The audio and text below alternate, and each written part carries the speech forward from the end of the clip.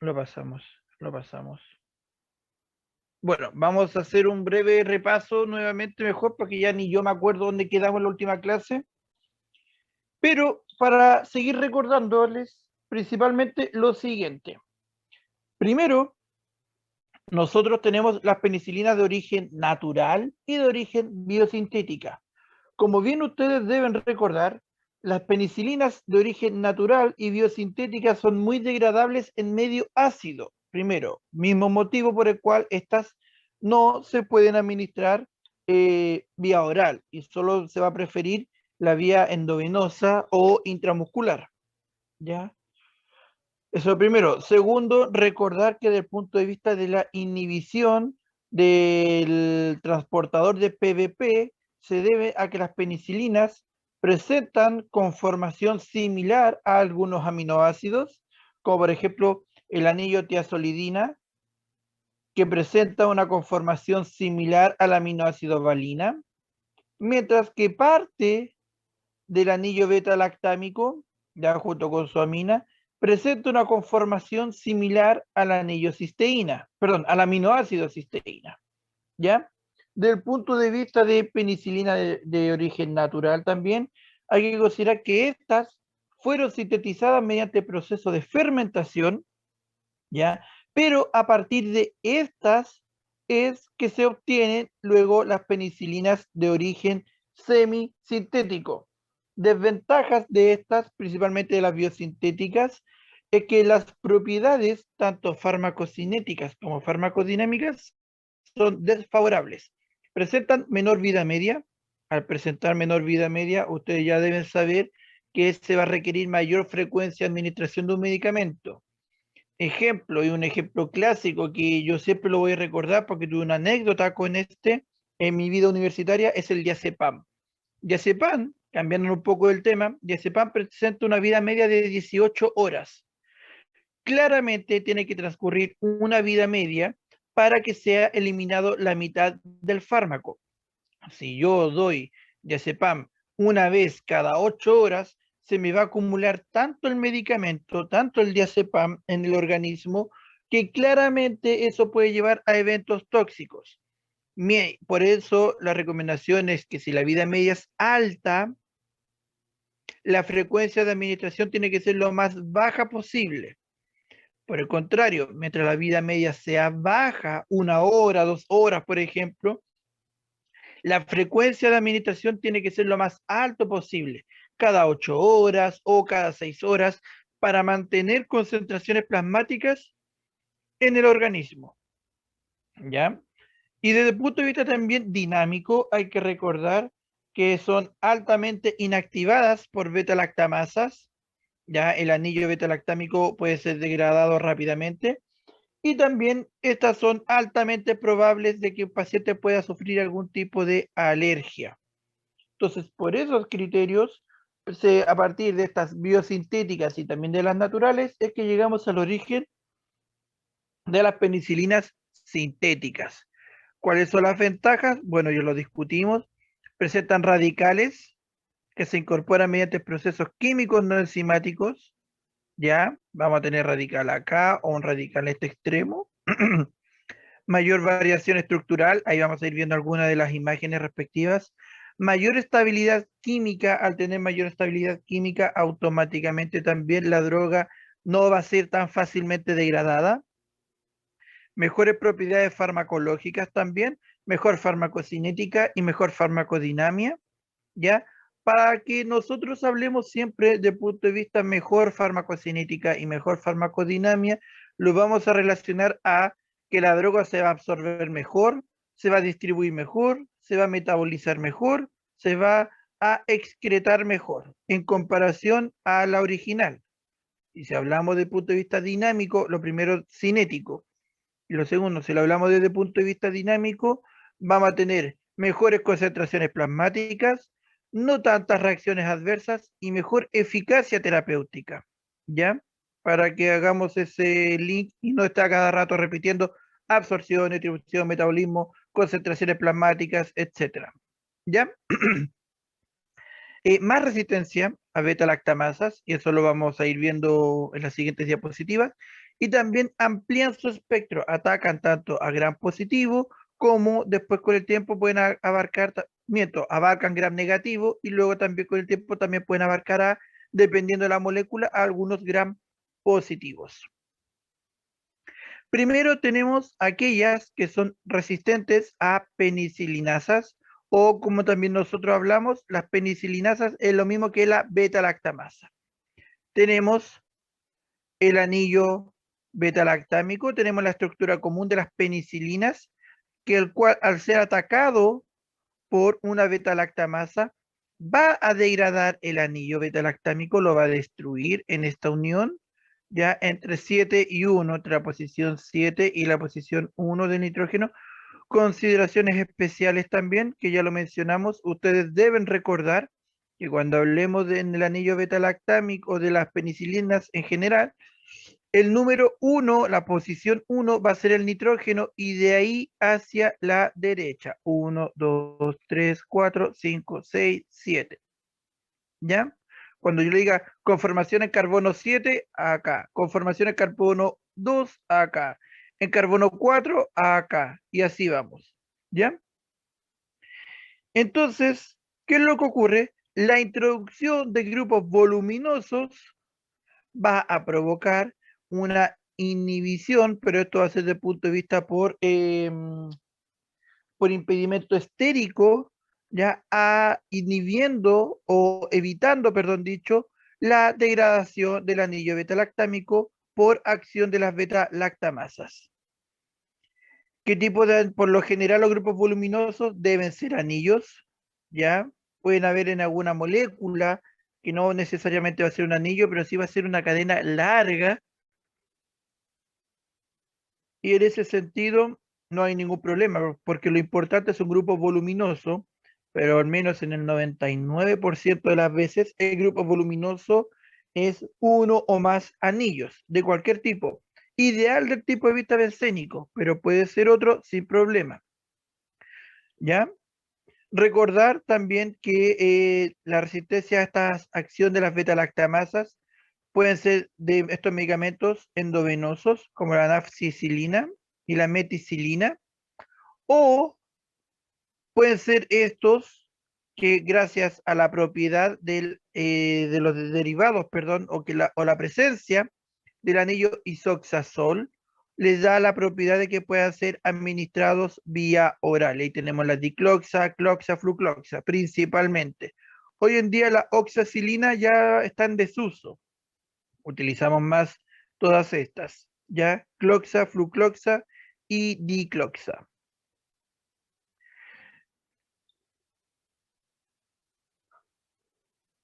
Eso para hablar de las resistencias a las beta-lactamasas. Pero si además yo quiero dar un fármaco que sea resistente a beta-lactamasas y además resistente a un medio ácido, es decir, que no se degrade el medicamento en un medio ácido, debo tener grupo atractores de electrones. ¿Ya? Ok, y aquí ¿cuáles son los que tenemos? Principalmente hoy en día se utiliza la ampicilina y la amoxicilina. El pero de estos ácidos resistentes, como tenemos aquí anotado, es que presentan una escasa absorción a nivel intestinal. Mismo motivo por el cual hay que volver a sintetizar drogas que yo quiero que actúen a nivel intestinal. ¿Ya? Y de ahí tenemos estos otros que son profármacos, que de acuerdo a si se agrega o no algún sustituyente en este sector, en la posición 2, ya, por lo general se enmascara algún tipo de amina, ya, o carboxilato, puede ser alguna amina o algún carboxilato, en este caso vamos a enmascarar el carboxilato, ya, vamos a obtener fármacos, o en este caso profármacos, con una mejor absorción a nivel intestinal. Y ahí tenemos la pivampicilina, vacampicilina, talampicilina y la metampicilina. Y son todos gracias a estos radicales. ¿Ok? Todos estos también debemos considerar que, como acá bien mencionamos, provienen de la modificación de la molécula de ampicilina, que es esta de acá. ¿Ya?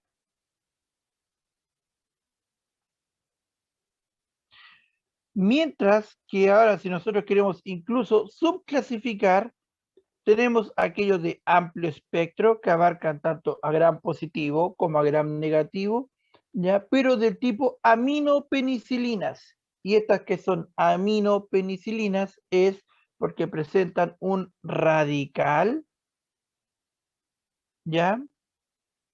En el sector de la amina, que sería acá, acá en este mismo sector de la amina, aquí, radical en la amina, ¿ya?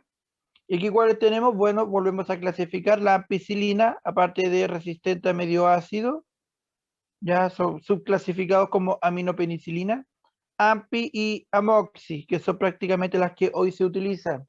Ya volver a recordar que estas son sensibles a penicilinasas y por ende van a ser ampliamente degradadas en por estas beta-lactamasas.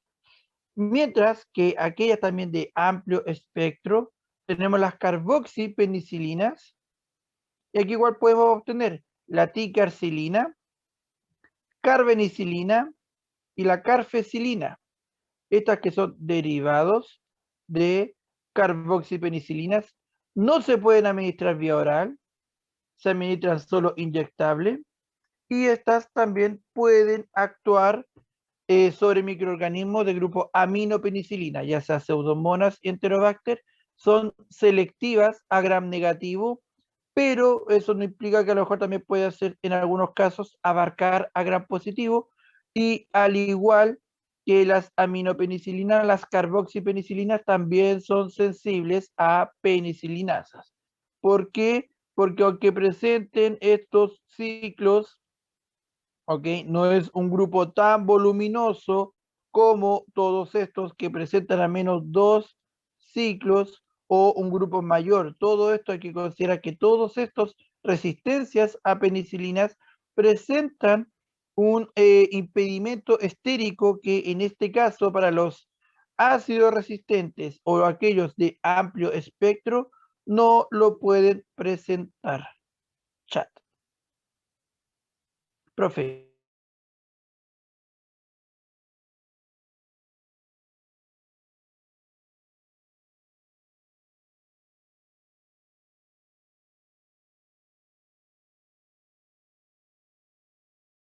Una amida igual puede entrar a un grupo. También tenemos las de amplio espectro del tipo ureidopenicilinas, y aquí donde estas son sensibles también a las penicilinasas o betalactamasas.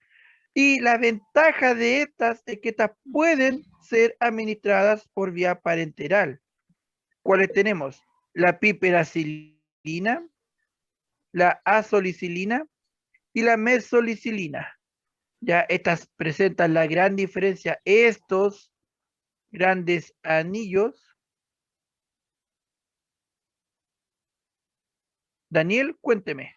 Sí, profe, lo que pasa es que le había hecho la pregunta, pero como que hubo un momento que hubo como un lagazo. Entonces como que no se entendió nada y después como que a lo muy rápido, pero muy rápido, así. Entonces quería consultarle si Ya, podía reexplicar lo que le pregunté. vamos a leer el chat. Bueno, profe, una amida igual puede entrar en el grupo de las aminopenicilinas, puede y no puede. Existen casos ya en los cuales puede ingresar, pero si aquí hablamos de las aminopenicilinas, aquí tendría que debería ir adicionado un grupo amina y no un grupo amida, Sí, sí, porque claro, ¿ya? si es amino es porque el amino está como radical.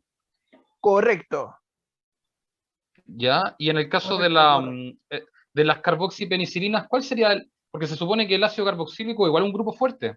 Entonces, ¿cuál sería el grupo químico dominante en esa molécula?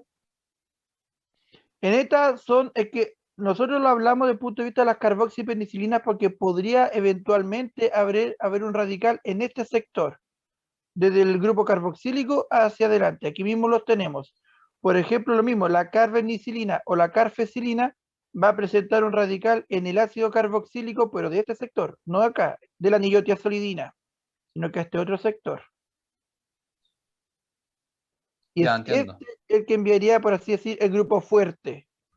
Ah, o sea, el grupo fuerte sería en el fondo el R, podría ser la carbenilcilina o la Claro, es que al carpecil, final ya. ahí estaríamos hablando que ahí estarían las propiedades de que diferenciarían al medicamento. Mm. Vale, profe. Sí, listo, no se preocupe. Bueno, y aquí, ¿cuáles son las que tenemos? Principalmente la piperacilina, que presenta una menor actividad contra gram positivos, la azolicilina, mayor actividad tanto a positivos como negativos, o la meslocilina, que es mayor actividad contra gram positivos y negativos.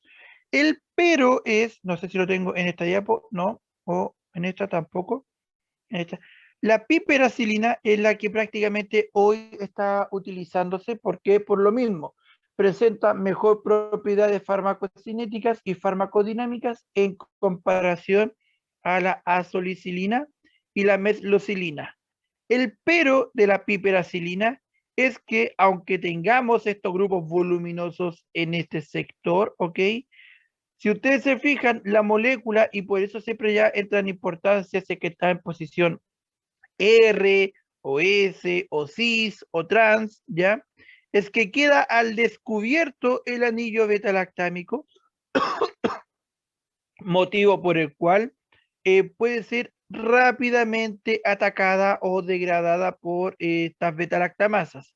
Por eso todos estos derivados de ureidopenicilinas también son sensibles a beta-lactamasas.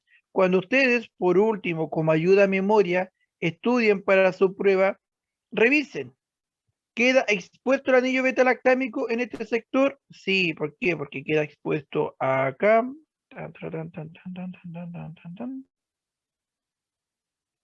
Por todo este sector puede atacar, por todo este sector puede atacar, por todo este sector. Acá lo mismo, puedo atacar directamente ahí porque los radicales están hacia este otro lado. Puedo atacar acá también. Aquí lo mismo, porque los radicales van a ir a este sector. Entonces puedo atacar acá. Aquí el radical se va a preocupar principalmente del grupo atractor de electrones y los radicales son pequeños, o es un hidrógeno o es un grupo hidroxilo en este sector. Entonces es ampliamente fácil llegar y destruir el anillo beta-lactámico. No así los resistentes a penicilinasas, que aquí estamos generando un impedimento estérico, aquí estamos generando un impedimento estérico, este ciclo completo genera un impedimento estérico, ya, que va a al menos impedir que esta degradación o esta destrucción del anillo beta-lactámico se pueda llevar a cabo. Pero como la ciencia es tan interesante, tan bonita, tenemos inhibidores de beta-lactamasas. Y aquí es donde ustedes deben conocer claramente, por ejemplo, el ácido clavulánico. Cuando una persona estuvo mucho tiempo con amoxicilina y ya empieza a generar resistencia, ¿por qué? Porque no, el medicamento no le hace efecto, principalmente porque ya el organismo, en este caso las beta-lactamasas, ya saben del organismo, saben cómo destruir el anillo beta-lactámico de la amoxicilina, es donde empezamos con otras asociaciones. Y tenemos el ácido clavulánico para el caso de la amoxicilina, el sulbactam para el caso de la ampicilina o el tazobactam para el caso de la piperacilina. Estas son tres combinaciones inhibitorias que se utilizan bastante, sobre todo estas dos últimas, ampicilina sulbactam y piperacilina tazobactam, ¿ya? Porque estas se utilizan bastante para diferentes tipos de microorganismos y también a nivel hospitalario. Tenemos otras que son drogas que hoy en día prácticamente podemos decir que son drogas nuevas, como el avibactam, que esta se da en combinación con ceftazidima, ya vamos a hablar de las cefalosporinas, o el ralebactam, que se ocuparía en combinación con imipenem cilastatina, que también lo vamos a ver más adelante. Todos estos moléculas, que si yo la asocio con cualquier droga que sea sensible a beta-lactamasas, lo que van a generar es que estas moléculas van a inhibir o a bloquear nuevamente mediante impedimento estérico la acción de las beta-lactamasas para que la droga, es decir, la amoxi, ampi, pípera, ceftazidima o imipenem-cilastatina puedan realizar su efecto para destruir lo que es la inhibición, perdón, de las PBP. ¿Dudas hasta aquí o continuamos nada más con la cefalosporina?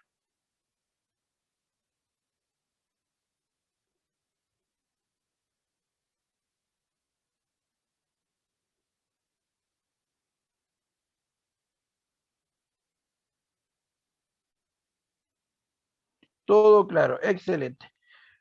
Las cefalosporinas, el mecanismo de acción es el mismo que los beta-lactámicos, a tal punto incluso que presentan varias propiedades similares, por ende no las voy a profundizar tanto. También presentan ya bueno, primero, las beta-lactámicos tienen, perdón, el anillo tiazolidina. Las cefalosporinas presentan el anillo dihidrotiazina, que es este, ¿ya? Claramente va a volver a presentar el anillo beta-lactámico, si estamos hablando del grupo de los beta-lactámicos, ¿ya?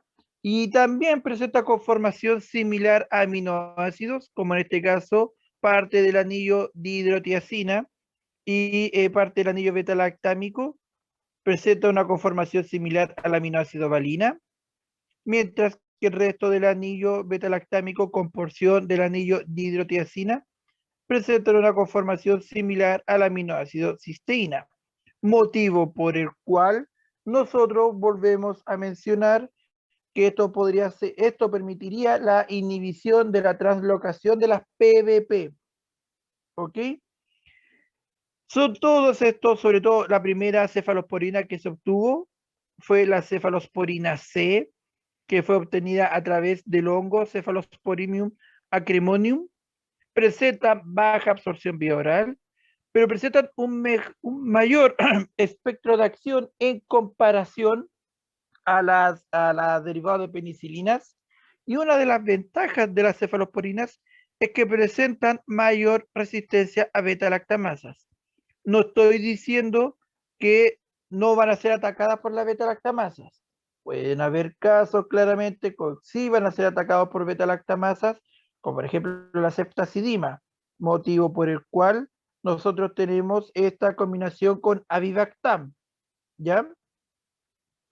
Pero que en la gran mayoría puede presentar esta resistencia para que no sea degradado el anillo beta-lactámico. Mayor estable a medio ácido también, por ende no necesitamos aquí un profármaco, como en el caso de las penicilinas, y también presenta menos efectos alérgicos.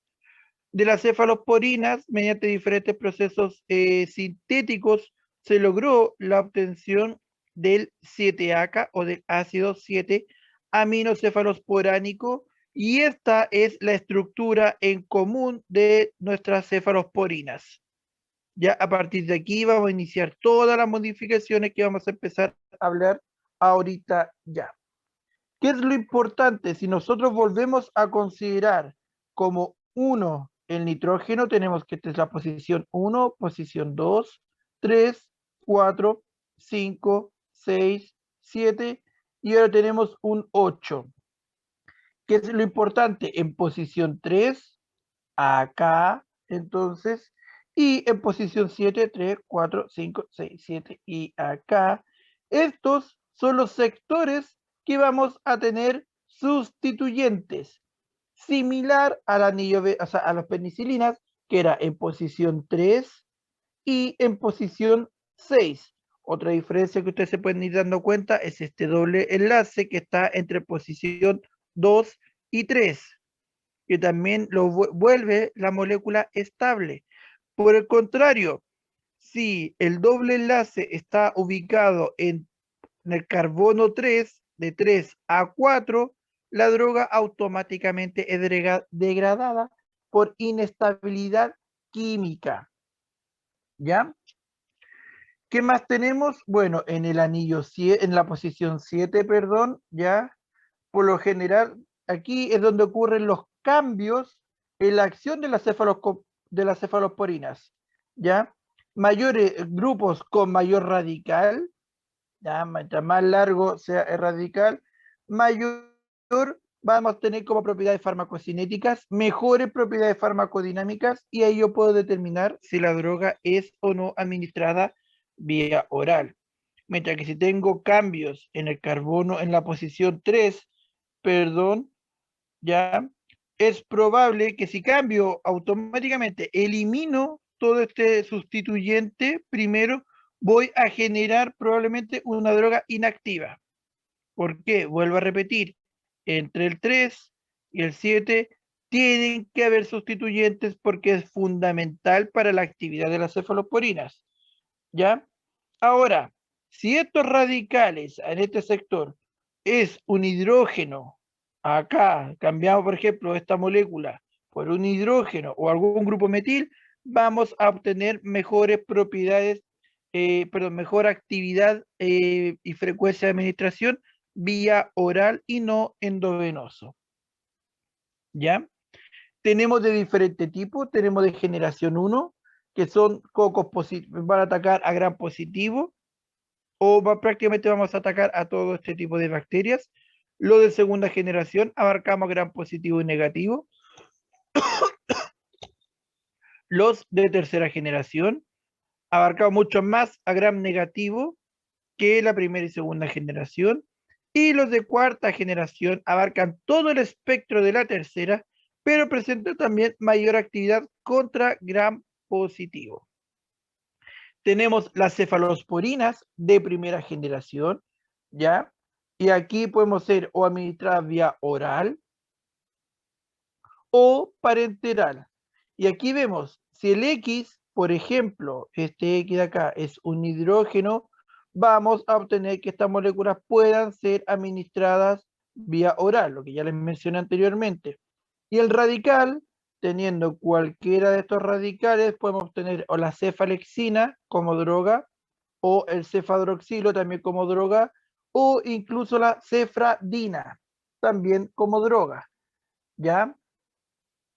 Ahora, mientras que los de parenteral podemos obtener cefasolina, ampliamente utilizada hasta el día de hoy, cefalotina o la cefapirina, pero de estas, las que más se utilizan hoy en día es la cefasolina y el cefadroxilo.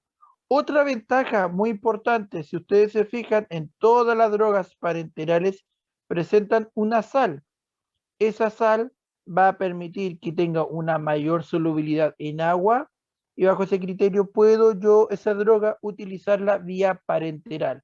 Y es ahí donde yo puedo utilizar la cefasolina con suero fisiológico, con suero glucosado o con suero ringel lactato. Preparo la droga, preparo el polvillo, reconstituyo, luego diluyo y administro el medicamento según los requerimientos del equipo de enfermería, claramente.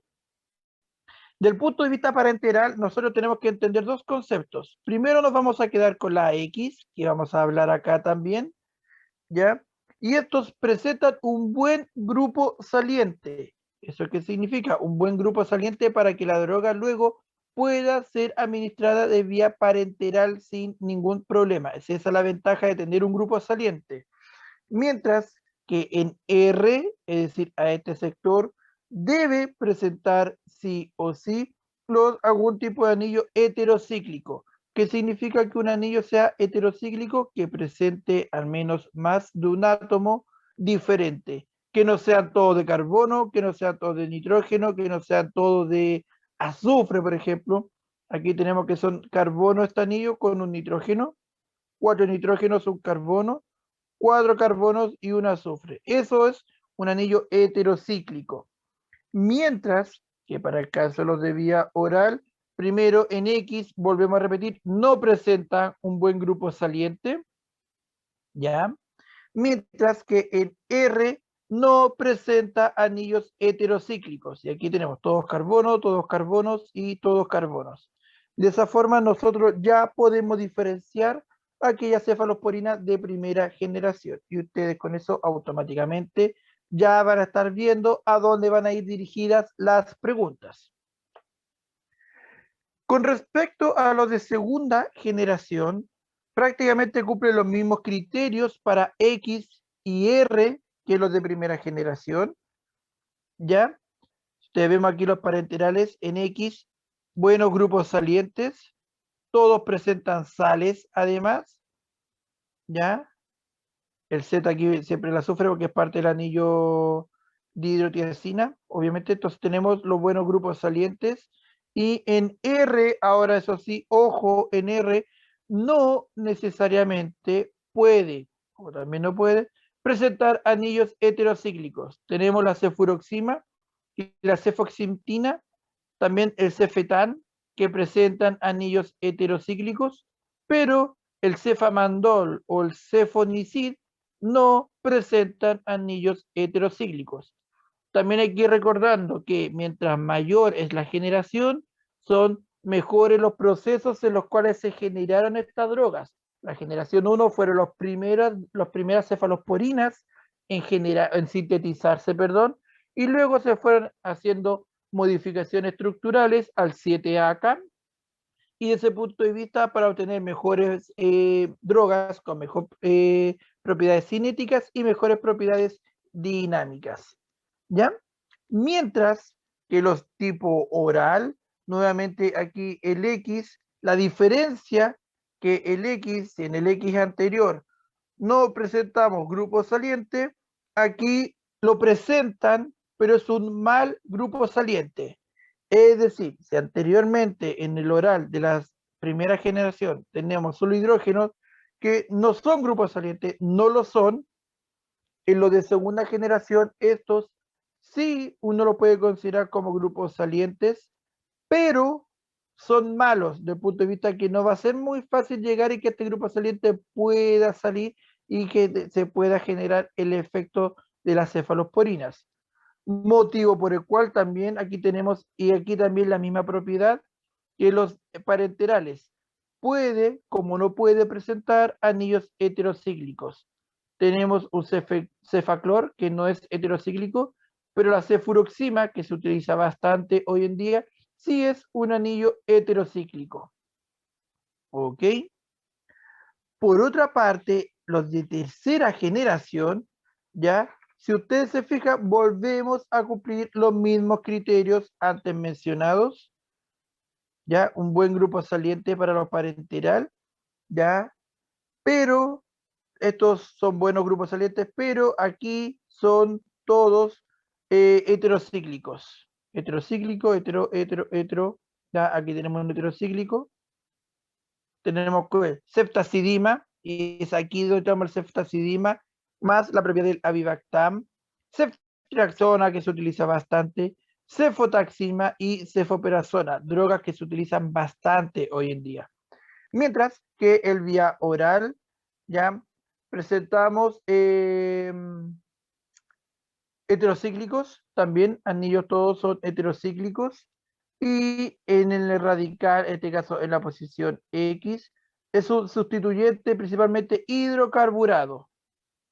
Tenemos átomos de carbono, átomos de carbono, átomos de carbono, que va a ser otra de las propiedades que podemos ir diferenciando a los de segunda generación con los de primera generación, si es que hablamos de drogas orales. Entonces ustedes ya más o menos van asumiendo a dónde van a ir dirigidas las preguntas. Mientras que los de cuarta generación, principalmente el que se conoce hoy es la cefepima o el cefepime, ¿ya? Y dentro de estas ventajas tenemos un amonio cuaternario, ¿ok? Acá tenemos el amonio cuaternario, perdón, ¿ya? Y eso va a generar un aumento en la actividad contra gram negativo, ¿ya? Y además esto presenta mayor resistencia a beta-lactamasas en comparación a los de tercera, a los de segunda y a los de primera, principalmente por el grupo metoximino, que es este de acá, ¿ya? Y el grupo 2-aminotiazol, que es este, por algo está destacado con verde, confiere actividad tanto a Staphylococcus como Pseudomonas aeruginosa. Para ir terminando y luego daremos un recreo de unos 10 minutitos, tenemos otros, los monobactámicos, en este caso el que se conoce es el Astrionam, y la principal característica de estos, como ya mencionamos, es que el anillo beta-lactámico no está asociado a ningún otro anillo, ni al tiazol, ni al dihidrotiazol, no, a nada, perdón, ni al tiacidina, ni tampoco al anillo dihidrotiacidina, sino que solamente es el anillo beta-lactámico que está aquí, guachito y solo. Útil en personas alérgicas a penicilinas y este se utiliza en clínica principalmente cuando hay un paciente que presenta resistencia a todos los antibióticos habidos y por haber. Y es ahí donde nos queda como una de las últimas opciones el Astrionam, ¿ya? Para ir finalizando, tenemos también los carbapenémicos, ¿ya? Ah, se me olvidó otro punto importante. Este grupo aumenta, o sea, entrega un aumento de las propiedades de hidrólisis de la droga, motivo por el cual se puede administrar endovenoso, ¿ya? Y también te presenta estabilidad, un alto grado de resistencia a las beta-lactamasas. Por lo mismo son efectivos contra los gram negativos, ¿ya? Y lo que ya habíamos mencionado, el tema del anillo beta-lactámico. Para ir finalizando, ¿ya? Los carbapenémicos, tenemos el imipenem. Todos los carbapenémicos presentan un mayor espectro de acción en comparación a las penicilinas y a las cefalosporinas, ¿ya? Y dentro de las ventajas tenemos, bueno, aquí tenemos el imipenem, que se puede asociar con cilastatina, principalmente porque el imipenem puede ser degradado por anillos por las beta-lactamasas. También tenemos el meropenem, ¿ok? Otra de las moléculas muy importante que se utiliza, y ertapenem. Todos los derivados carbapenémicos cumplen el mismo criterio que los monobactámicos desde el punto de vista de utilidad clínica. Se utilizan cuando ya el paciente está siendo multiresistente a diferentes grupos o familias de antibióticos, ¿ya? Y ahí quedamos hasta el momento. Ahora nos tocan los antibióticos no beta-lactámicos. Vamos a dar un recreo, chicos, de unos 10 minutitos, cosa que son las 10:10. Perdón, a las 10. A las 10:10 volvemos. Acabo de poner en pausa la grabación. Vale, Ya, profe. a las 10:10 volvemos. Cualquier duda que tengan, claramente vayan interrumpiendo. Y hoy día sí o sí me dedico a responder absolutamente todos los correos.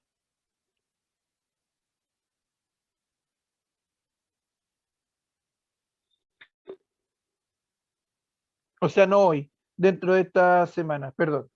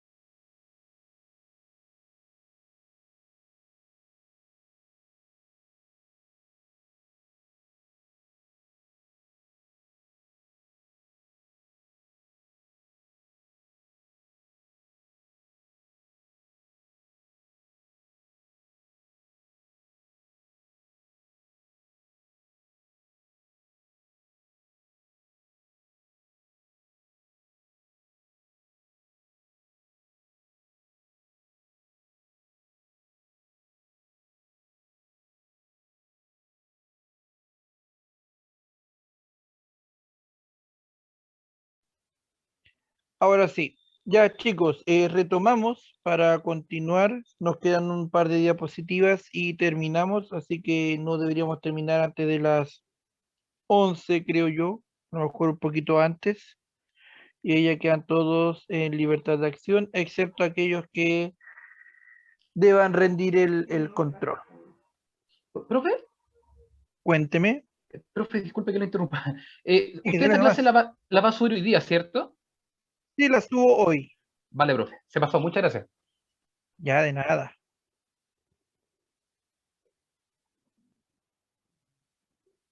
Uy, tengo hambre.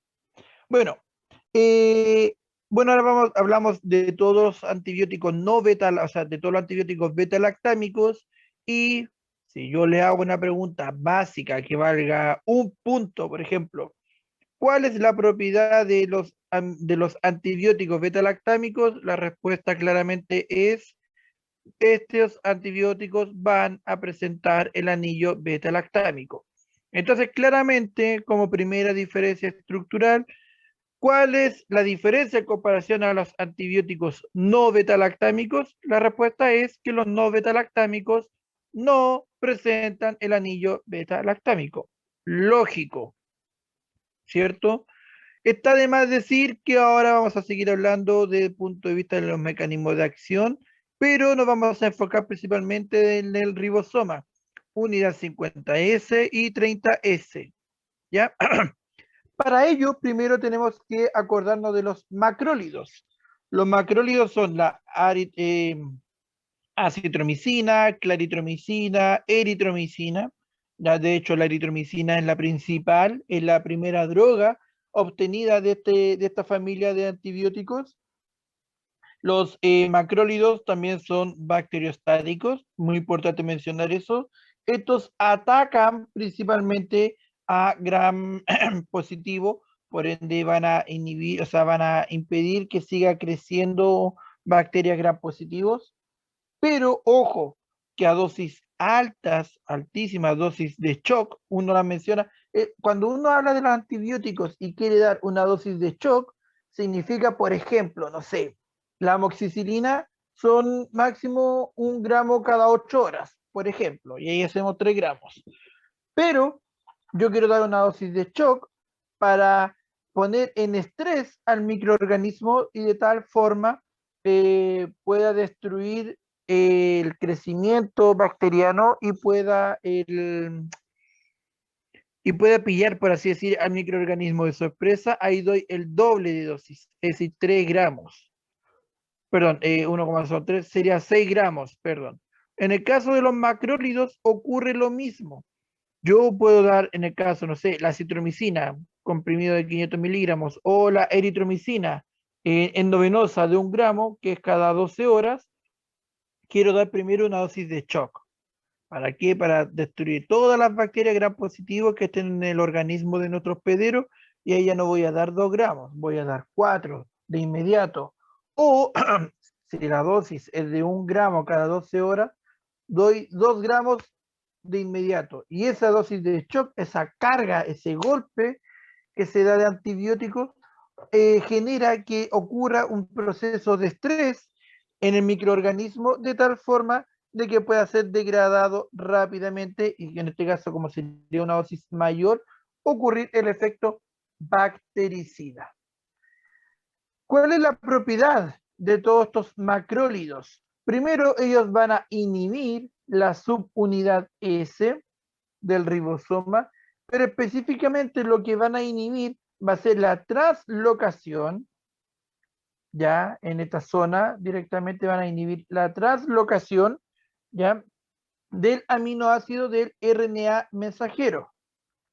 ¿Eso qué significa? Van a inhibir desde el sitio. Ustedes deben recordar de biología que está el EPA, A, entrada, P, el tema de la transferencia, y la E, que sería la salida, ¿cierto?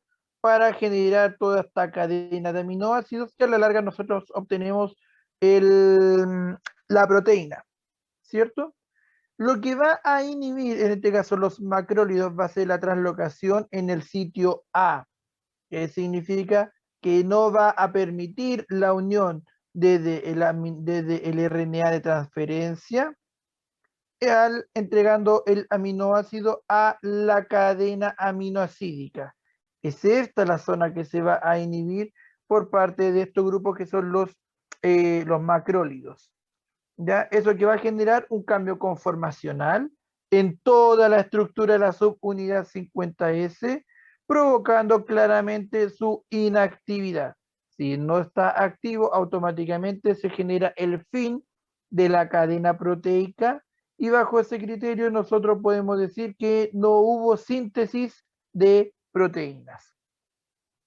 Dentro de los macrólidos, nosotros podemos esta que es la estructura común, que es una macrolactona, varios anillos de lactona que están unidos entre sí, ¿ya?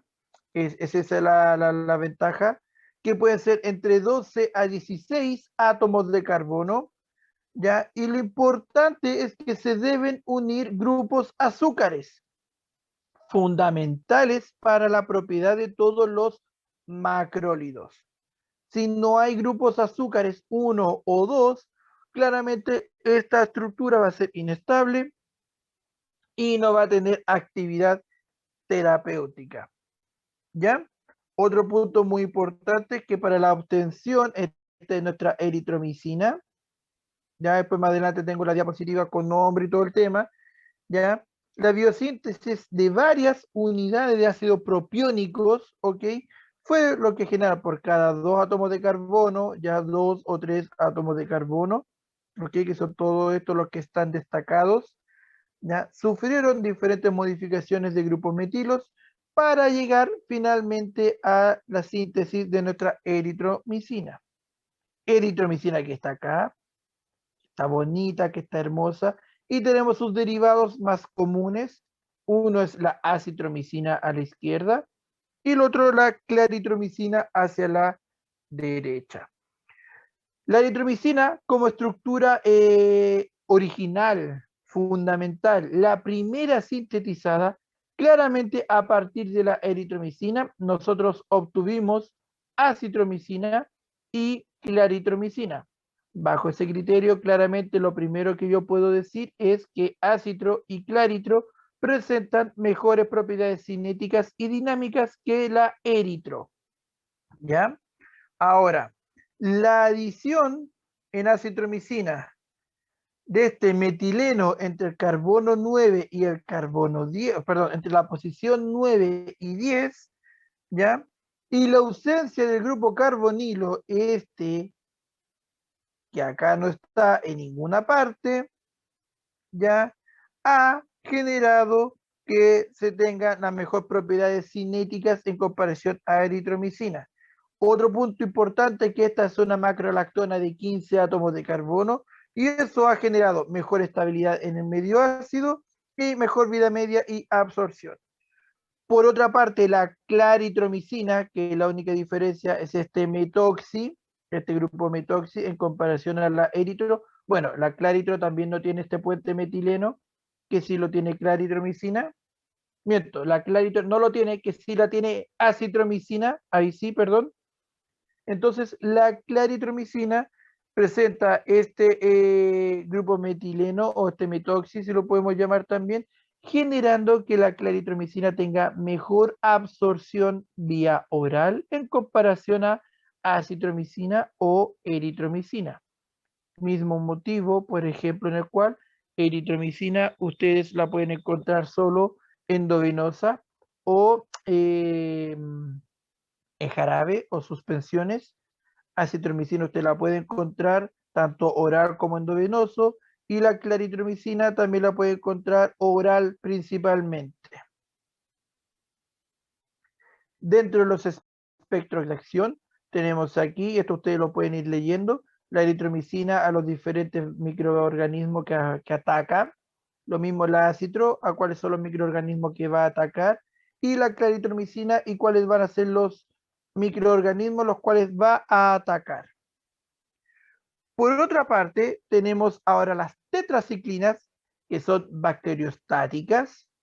Las tetraciclinas van a inhibir directamente la síntesis proteica, pero en la subunidad 30S, también en el sitio A, al igual que los macrólidos, pero macrólidos en el 50S, no así las tetraciclinas, que es en el 30S, pero estos lo que van a generar va a ser un bloqueo de la unión del RNA de transferencia al sitio A.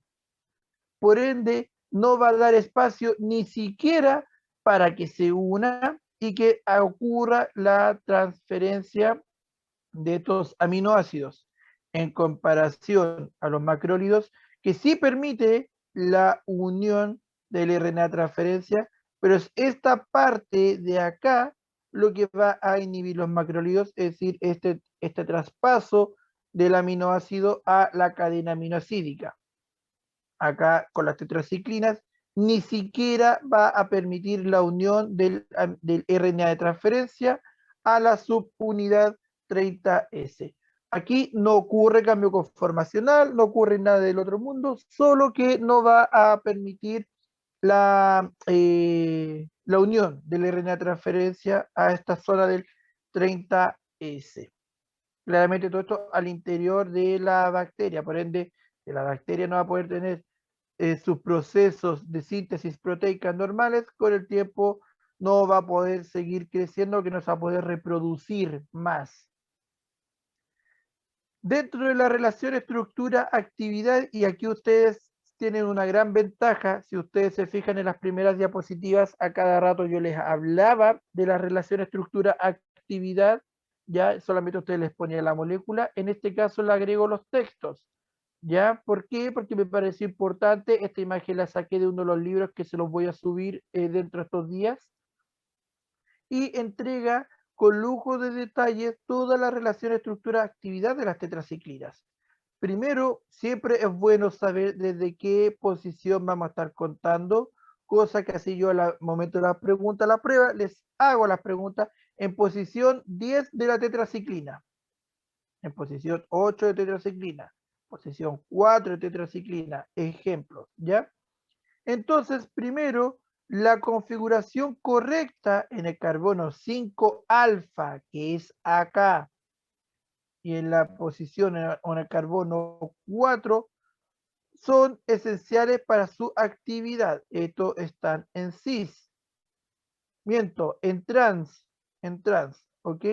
Mientras que si fuera en cis, este o este automáticamente no están en posición correcta y bajo ese criterio no va a tener actividad farmacológica nuestra tetraciclina.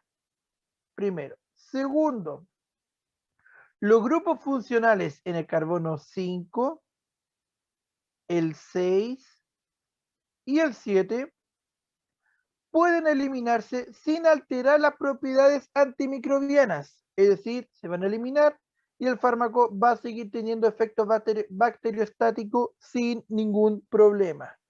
Y la adición de otros sustituyentes en el carbono 5 tampoco le afecta la actividad antimicrobiana. Entonces, por ejemplo, pregunta de prueba, ¿qué modificación, si ocurre alguna sustitución en el carbono 5 del anillo de tetraciclina, la actividad antimicrobiana se ve, dos puntos, respuesta A, afectada, no degradando gram positivo. No afectada, por lo tanto, puede seguir degradando gram positivo como también gram negativo. Bueno, eso era lo otro, se me olvidó mencionar que las tetraciclinas afectan tanto a gram positivo como a gram negativo. Entonces, volvemos a retomar. Alternativa 2, alternativa 3, sí afecta el efecto bacteriostático tanto a gram positivo como a gram negativo, o alternativa D, ninguna de las anteriores. ¿Qué responderían ustedes? A, B, C o D.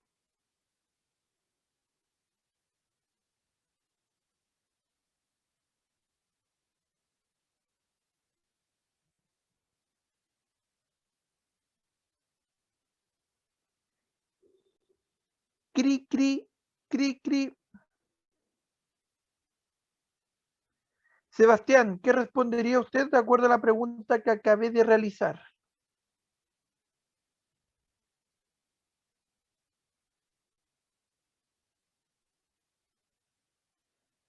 C.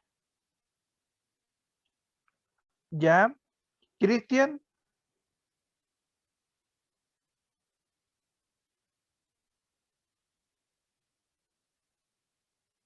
¿Podría repetir, por favor, profe?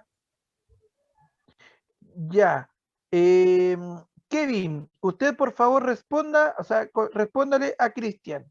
Repítale por favor todo lo que yo acabé de decir.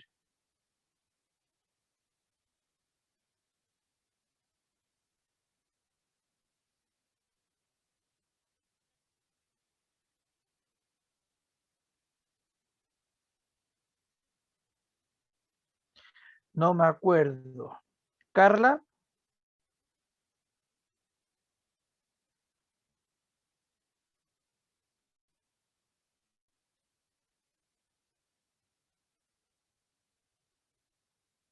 Carla, la misma pregunta que a Kevin.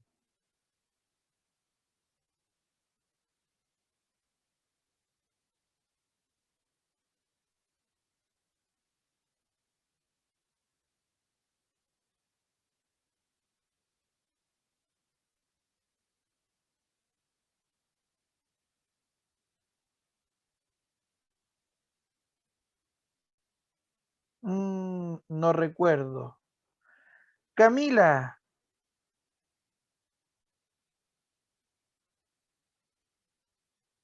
misma pregunta que a Kevin. A ver si que para que Cristian la pueda responder.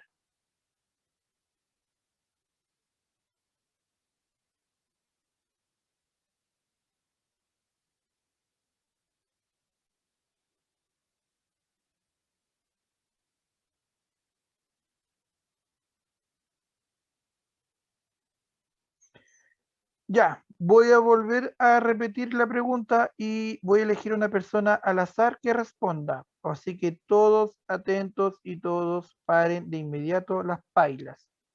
¿Ok?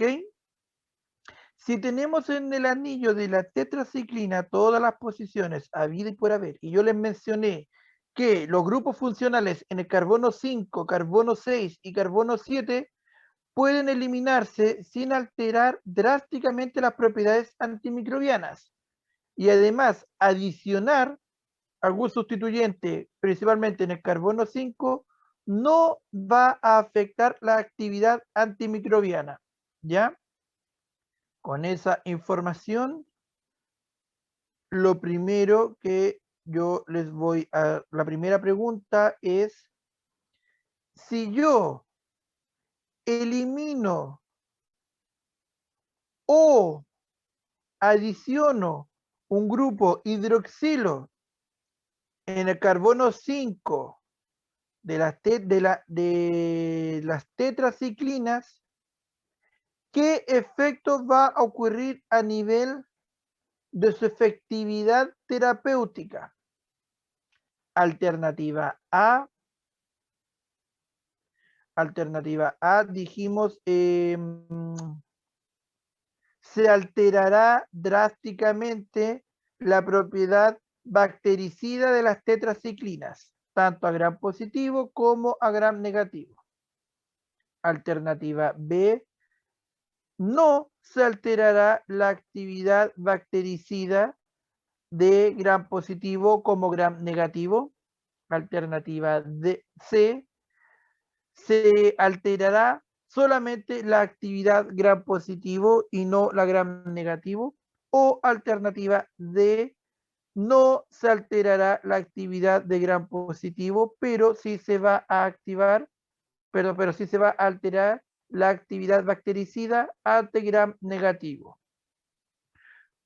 Con esa pregunta y esas 4 alternativas, ¿cuál es la respuesta, Maylin?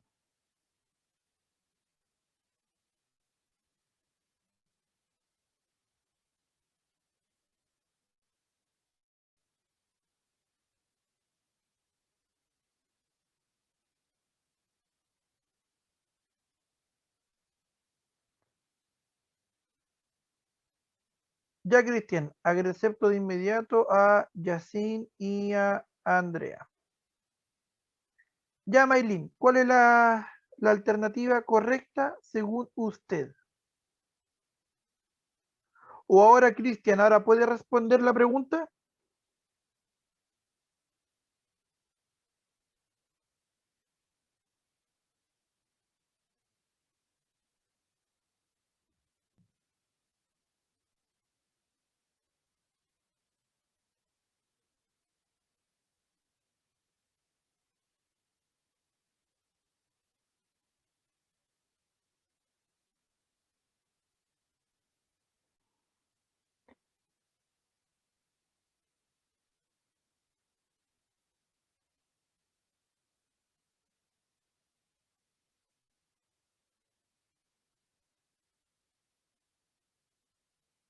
Cuénteme.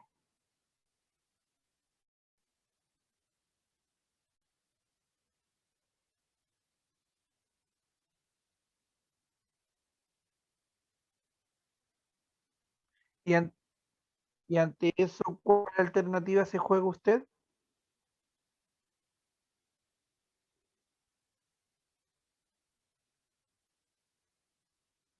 Ya, Profe, era la alternativa B.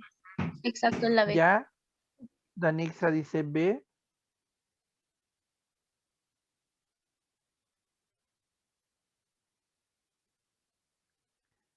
Danixa B. Sahadi. Sahadi, ¿es cierto? ¿Así se pronuncia? Ah, Saadi. Ya, perdón. Saadi también entonces con sus palabras da a entender que estaría respondiendo la alternativa B. Profe, yo también creo que es la B. Catalina cree que es la B.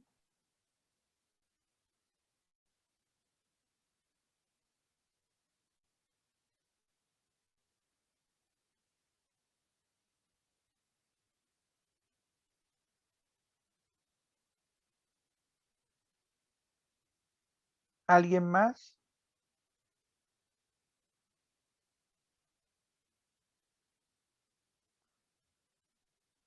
Yo, profe. Igual, la B. ¿Ya? Nos fuimos todos con la alternativa B entonces. Vamos a volver a compartir pantalla. Y efectivamente la respuesta correcta sería la alternativa B, porque si yo realizo cualquier modificación en la posición, o en este caso en el carbono 5 del anillo tetraciclina, no se va a ver alterada las propiedades antimicrobianas. Es decir, va a seguir teniendo un efecto. Si yo adiciono o quito algo a nivel de la posición del carbono 5, no se va a ver afectada las propiedades bactericidas, ¿ya? De las tetraciclinas, ¿ya? Bacteriostática, perdón. Cuénteme. Es que si fuera en el 5 alfa, nosotros aquí ya entramos a esta otra opción de la relación estructura-actividad, que es fundamental que esté el hidrógeno. Por eso aquí es fundamental. A ver, cuando uno habla de relación estructura-actividad, hablamos principalmente cuando ocurre algo que ya está estudiado. Si usted me hace la pregunta en relación al 5 alfa, no le podría decir si está afectado o no, pero por un tema que no se ha estudiado eso. Lo que sí se ha estudiado con el 5 alfa es que la configuración en trans es fundamental para la actividad. No sabemos, hoy no sabemos, si es que si se adiciona, por ejemplo, un hidroxilo, cómo va a afectar la configuración de toda la molécula. Porque incluso podemos imaginar que si ese hidroxilo está en posición trans, va a afectar la estructura, o sea, la posición química de toda la tetraciclina y ahí es probable que genere una inestabilidad. O incluso, por el contrario, podemos crear una supermolécula nunca antes vista en la historia con propiedades inimaginables. Entonces eso todavía no está en estudio. Lo que sí está en estudio es lo que yo ya le estoy mencionando y que está con esta diapositiva.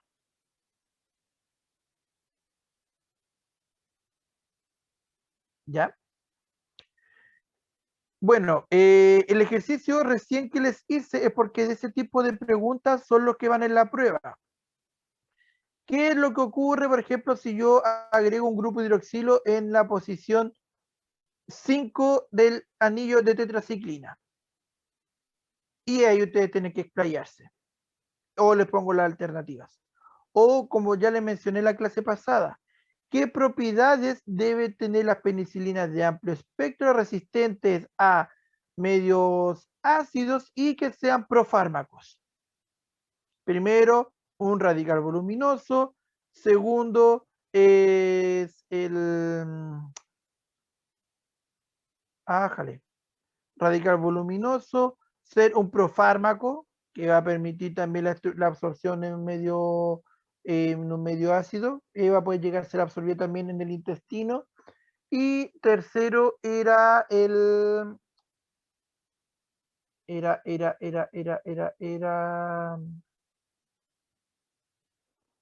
radical en la posición 3. Entonces ahí también tenemos algunas de las propiedades o tipos de preguntas. Entonces desde ya ustedes vayan estudiando con los diferentes posibles tipos de preguntas que le vaya a hacer. El control de la próxima semana, que va a ser online y de 20 minutos, va a ser de ese tipo de preguntas. Y de ahí vamos a empezar. Por eso les dije que el primer control era el regalado y los otros son los que ustedes ya tienen que aprenderse las estructuras de memoria. O, por ejemplo, yo les voy a poner la estructura, ¿ya? Con todos sus radicales, y les voy a decir, de acuerdo a la siguiente imagen, ¿a qué molécula se asemeja? Tetraciclina, clortetraciclina, doxiciclina, minociclina. Y ustedes ahí van a tener que aprenderse la imagen de memoria, ¿ya? Por eso es importante que ustedes... O la siguiente estructura, ¿a qué grupo de familia pertenece?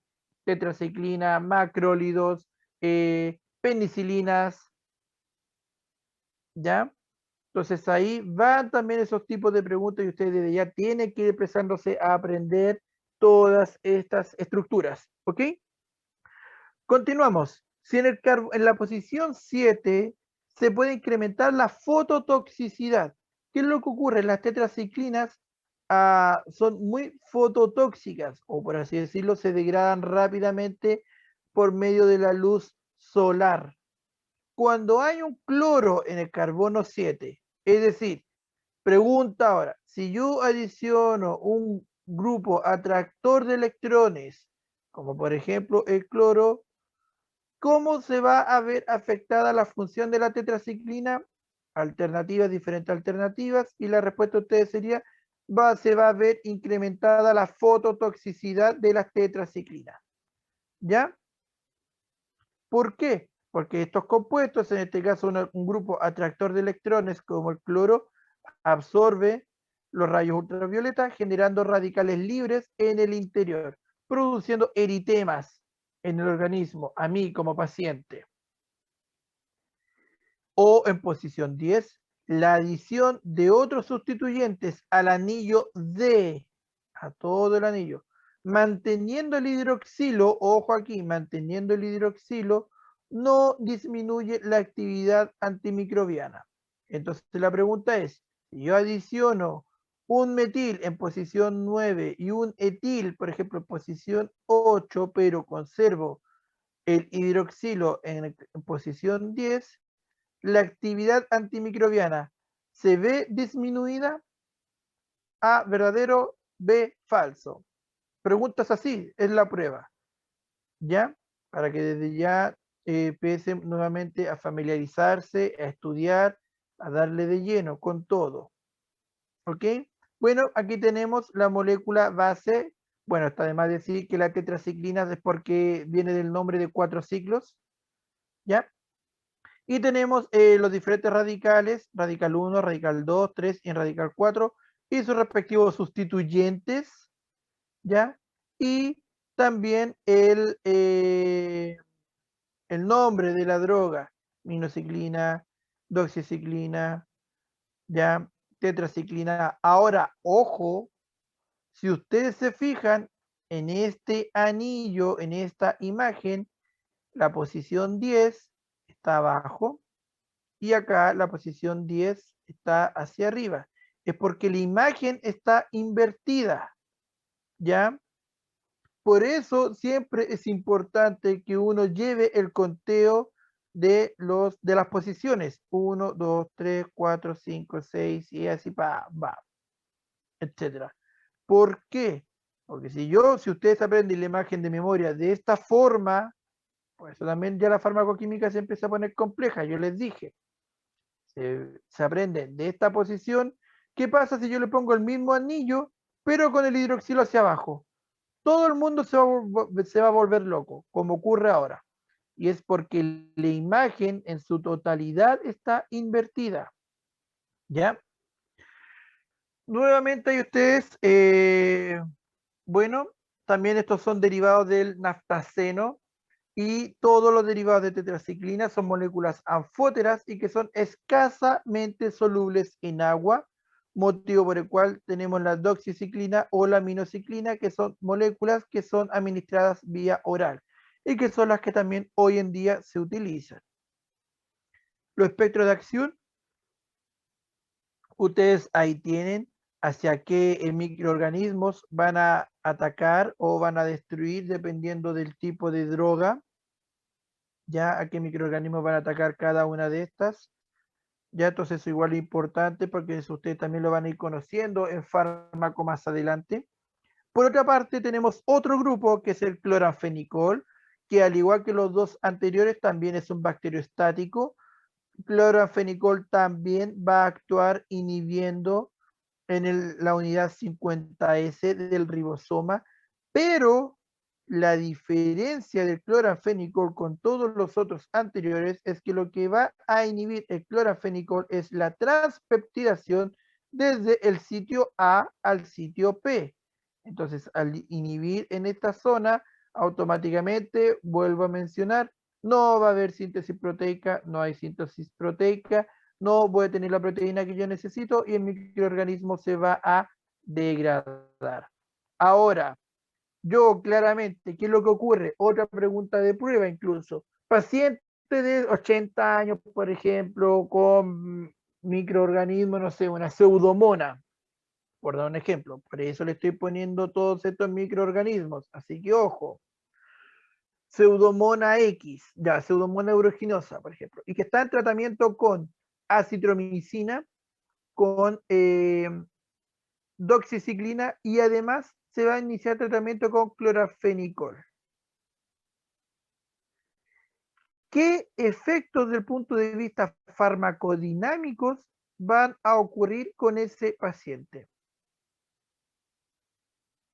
¿Qué creen ustedes que va a ocurrir?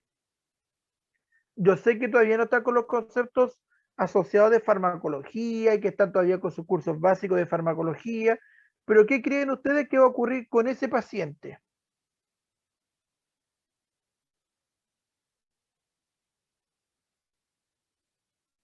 Desinfectante y antibacterioso.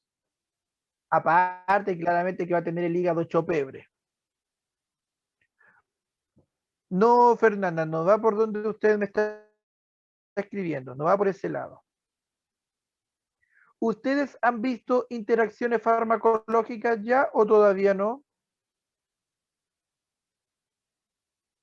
Todavía no. Entonces, presten todos atención rápidamente. Con verde vamos a tener los macrólidos, ¿ok? Y los macrólidos, ¿dónde dijimos que actúan? En esta zona. Con amarillo vamos a tener las tetraciclinas. Y las tetraciclinas actúan a este nivel. Y claramente con rojo, cloranfenicol, porque cloranfenicol actúa a este nivel. ¿Qué ocurre? Yo voy a estar administrando 3 drogas de diferentes familias, una cloranfenicol, el otro una eritromicina, por ejemplo, y la otra una doxiciclina, y las 3 drogas actúan cercanas o al menos en el mismo lugar de sitio de acción, que en este caso es en el ribosoma, ¿cierto? ¿Qué es lo que ocurre aquí? Aquí ocurre un proceso de interacción farmacológica. ¿Qué ocurre? Esta interacción farmacológica va a llevar a que haya una lucha entre todas estas posiciones. ¿Dónde inhibimos primero? ¿Dónde se va a inhibir después? No es de que, primero que entre el macrólido, inhiba y se retire. Y luego viene la tetraciclina que inhiba y se retire. Y ahora venga el cloranfenicol, venga, inhiba y se retire. No. Aquí los tres van a actuar a la vez. Y aquí es donde empieza esta lucha o incluso este impedimento estérico de qué es lo que se va a unir primero al receptor. ¿Se va a unir una tetraciclina? ¿Se va a unir un macrólido? ¿Se va a unir un cloranfenicol? Si se une, por ejemplo, si se une el macrólido, ¿ya? Si se une el macrólido, aquí yo voy a seguir rayando, se une el macrólido y genera todo el efecto necesario, lo que voy a generar es que el cloranfenicol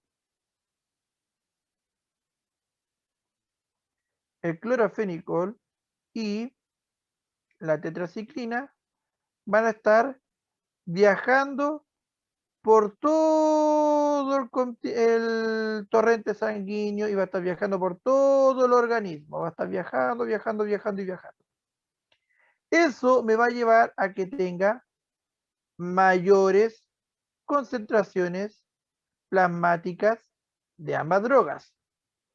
Mayor concentración plasmática de estas drogas que van a estar libres, es decir, no van a estar en su sitio de acción.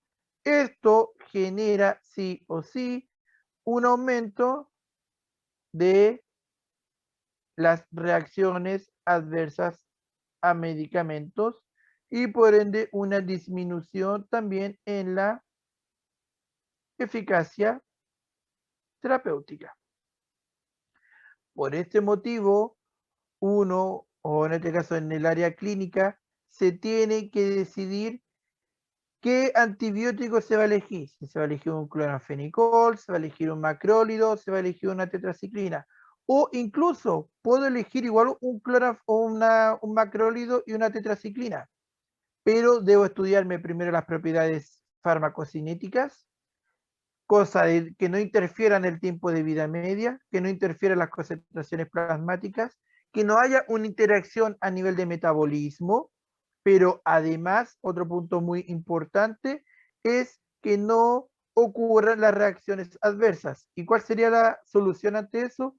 Puedo dar el macrólido una vez al día, en la mañana, y la doxiciclina, por ejemplo, una vez al día también, pero en la noche. Y de esa forma evito que ocurra todas estas posibles interacciones farmacológicas. ¿Ya? Por eso siempre es importante, y ustedes como futuros químicos farmacéuticos, es que conozcan todos los sitios de acción, ¿ya? Y también conozcan todas las propiedades farmacocinéticas y farmacodinámicas. Por lo mismo, su malla está llena de esos cursos. Y también aquí en farmacoquímica, aunque no es el objetivo del curso, este querido docente les trata de ir explicando rápidamente estos conceptos, no con tanta profundidad, porque para eso van a tener su curso, pero si no, yo aquí con gusto también lo puedo hacer sin ningún problema. ¿Ya? El cloranfenicol es prácticamente una estructura simple, es una estructura muy básica, ¿ya? Pero que esta se obtiene mediante síntesis. Por eso es lo importante de que está en posición 1R y 2R, ya que si estuviera en una posición 1S y o 2S, automáticamente la molécula se vuelve inestable y se degrada rápidamente. Mientras que si conservamos la estructura del 1R, 2R cloranfenicol, la molécula va a ser estable y va a poder generar todos los efectos farmacológicos que nosotros deberíamos ya conocer del cloranfenicol. Por eso la obtención de este isómero en estas posiciones es fundamental. Ahora, eso sí, el gran pero del cloranfenicol que puede ser rápidamente degradable mediante la cloranfenicol acetiltransferasa. Aquí podemos ver todos los procesos enzimáticos que ocurren, ¿ya? Y desde ese punto de vista, las bacterias se van a volver resistentes a nuestro querido cloranfenicol. Para ir terminando, ya no nos queda tanto, seguimos con los aminoglicósidos como último grupo. Los aminoglicósidos presentan un enlace glicosídico, que es este enlace glicosídico. Bueno, esta es la estructura común de los aminoglicósidos. Son derivados inositoles, ¿ya? Pero este enlace glicosídico es el fundamental, y después vamos a ir viendo el porqué, para la obtención de las diferentes drogas. Es así como a partir, por ejemplo, de la Streptomyces griseus, se obtuvo la streptomicina. ¿Qué propiedades? Perdón, ¿qué propiedades tienen los aminoglicósidos? Primero, son todos compuestos básicos, es decir, estos no van a tener, por ejemplo, un ácido carboxílico que es un compuesto ácido. Entonces pregunta, por ejemplo, ¿aminoglicósidos pueden tener ácidos carboxílicos? ¿Sí o no? ¿Y por qué? No, no puede porque son todas moléculas básicas. Listo, fin, un 7. Esa es la respuesta. Sí, profe, si pueden tener moléculas, un ácido carboxílico porque es una molécula ácida y todos los aminoglicósidos son compuestos ácidos. No, está equivocado. Todo malo, un 1. Así de simple. ¿Ya, chicos? Son moléculas solubles en agua, presentan baja absorción gastrointestinal. Entonces, la pregunta del millón, si presentan baja absorción a nivel gastrointestinal, ¿estas pueden o no ser administradas vía oral? No. No. Correcto. Entonces, bajo ese criterio, claramente estas moléculas solamente existen para ser administradas endovenosas.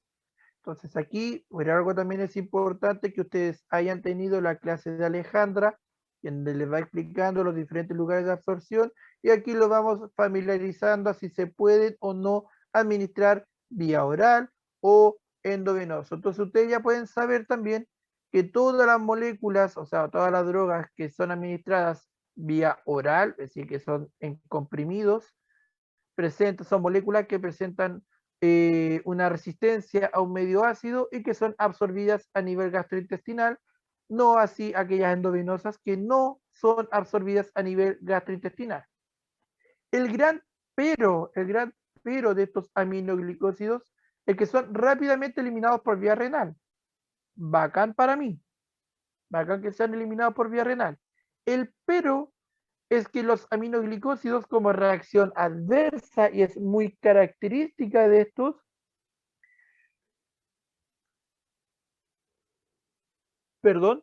es que son nefrotóxicos. ¿Qué significa que son nefrotóxicos? Que van a generar una toxicidad a nivel renal. Son nefro y ototóxicos, también a nivel de oído, ¿ya? Entonces, cuando un paciente está en tratamiento con aminoglicósidos, lo primero que yo me debo fijar es su función renal y cómo está depurando, ¿ya? Esto también para que ustedes lo tengan como conocimiento general, para cuando ustedes vean aminoglicósidos en sus futuros cursos. Y son de amplio espectro al ser administrados de manera intramuscular. Desde el punto de vista del mecanismo de acción, los aminoglicósidos se unen a la subunidad S12 de la subunidad 30S del ribosoma, es decir, a una subunidad. Ya va a bloquear la formación de un complejo de iniciación para que se una el ARN de transferencia. Además, bloquea la elongación, ya que se transfiera desde el sitio A al sitio P. Vamos a bloquear también esta zona y va a provocar incluso una lectura errónea del marco de lectura de los codones para la detección del aminoácido, Y ustedes ya saben que si se corre en un marco de lectura, si se corre una base nitrogenada en marco de lectura, va a cambiar automáticamente el tipo de aminoácido que se requiera, ya aunque también sabemos que el aminoácido hay algunos hay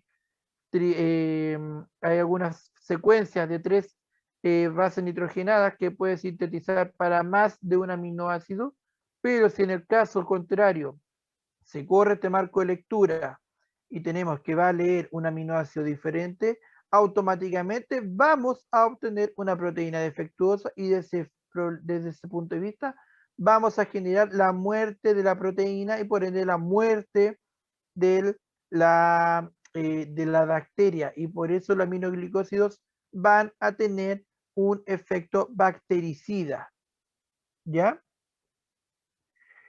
Del punto de vista de la relación estructura-actividad, aquí ustedes lo pueden ver, es fundamental, de hecho para la actividad es imprescindible, los grupos amino en el anillo streptodina. Ojo con eso, tiene que ser en el anillo streptodina. Ya, en la modificación en la porción alfa streptosa, que es acá, ¿ok?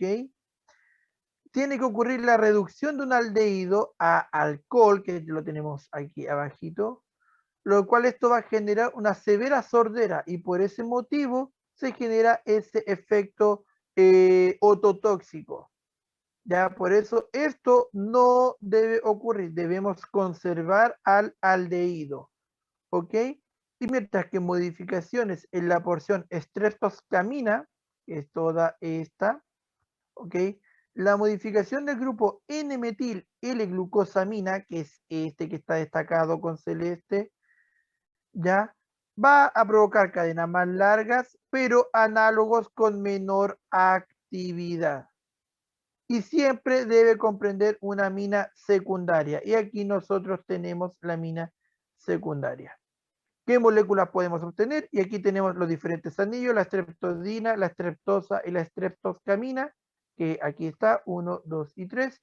Y dependiendo del radical, van a unirse estos, o en X e Y se va a unir la molécula completa y podemos obtener amicacina o tobramicina, o incluso con estas otras moléculas, ya en el radical 1 o en el radical 2, si cambiamos los anillos respectivos, podemos obtener o neomicina, gentamicina, que son las que principalmente se utilizan hoy en día.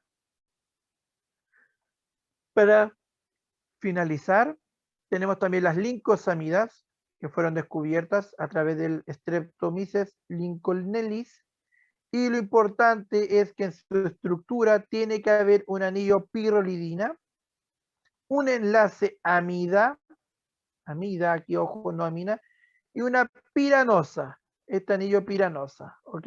Son 3 estructuras fundamentales para la síntesis y obtención de estas lincosamidas. ¿Cuál tenemos? Y la que hoy en día se utiliza, la clindamicina, que presenta mejores propiedades farmacocinéticas y dinámicas que la misma lincomicina, ¿ya?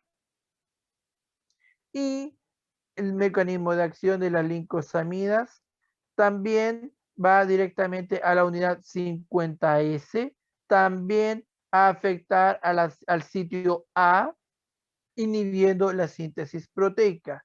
Y aquí es el mismo texto que yo le mencionaba anteriormente. No tiene sentido asociar un macrólido o cloranfenicol con clindamicina o una tetraciclina o un aminoglicósido. Todos pueden interferir en todo este sector, ¿ya? Ahora, si subdividimos, hacemos el corte acá, en el 50S tenemos los macrólidos, cloranfenicol y las lincosamidas. Y en el 30S tenemos las tetraciclinas y los aminoglicósidos. Entonces yo no voy a administrar juntos una tetraciclina con un aminoglicósido, como tampoco voy a administrar juntos un macrólido con algún cloranfenicol o con alguna lincosamida, como es el caso de la clindamicina. Chiquillos, eso fue todo. La clase queda hasta aquí. Descartamos esto, guardamos acá y terminamos con la clase el día de hoy para todos ustedes. Ya, chiquillos, dudas, consultas, o queda todo okidoki. La clase la Todo subo claro, hoy, profe. el video también. Bacán, la clase la subo hoy, el video también lo subo hoy durante el día. Desde ya empiecen a estudiar y ya empiecen a darle más memoria a todas las consideraciones estructurales químicas que debe tener cada molécula. La próxima clase, hay control de esta clase y la del lunes. ¿Cuándo tenemos el próximo control? Déjeme revisar el calendario al tiro. Déjeme ver que cargue el calendario.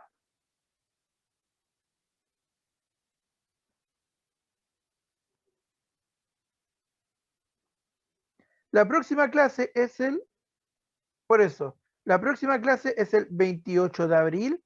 Esa clase a ustedes no los voy a citar, no va a ser una clase en vivo y en directo. Yo les voy a subir la grabación con anticipación para que ustedes la puedan ver el 28. Y hasta la clase del 28 entra los contenidos para la prueba del 5 de mayo. ¿Ya? Y por control, el próximo control es el 12 de mayo, como bien me mencionaron, y ahí entran los contenidos vistos de ahí tenemos dos controles, tenemos un control de 24 horas y un control de 20 minutos. El control de 20 minutos es la unidad 2, todo lo de antibióticos. Y el control de 24 horas es la tarea que yo les voy a dejar asignada el mismo día. ¿Más clarito todo? Sí, profe, gracias. Ya, bacán. Entonces, bueno, el control para aquellos alumnos que tengan que rendir el control por las razones ya antes mencionadas, se abre a las 11:20. Y el resto que ya rindió el control queda en libertad y puede tomar desayuno, estudiar un poquito, ver el matinal, prepararse para ir a marchar, porque nuestro querido presidente no quiere enviar el proyecto del tercer retiro al Tribunal Constitucional, lo que ustedes quieran, chiquillos, sin ningún problema. ¿Ya? Se cuidan entonces, que estén bien. Yo voy a estar conectado igual acá hasta las 11:40 para todos aquellos alumnos que tengan que rendir el control y tengan dudas al respecto. Vale, profe, muchas gracias. Adiós. Chao, Ya, profe, que esté se bien. cuidan, que están Profe. bien. Chao, chao. Chao, Chao, profe, que profe. esté bien.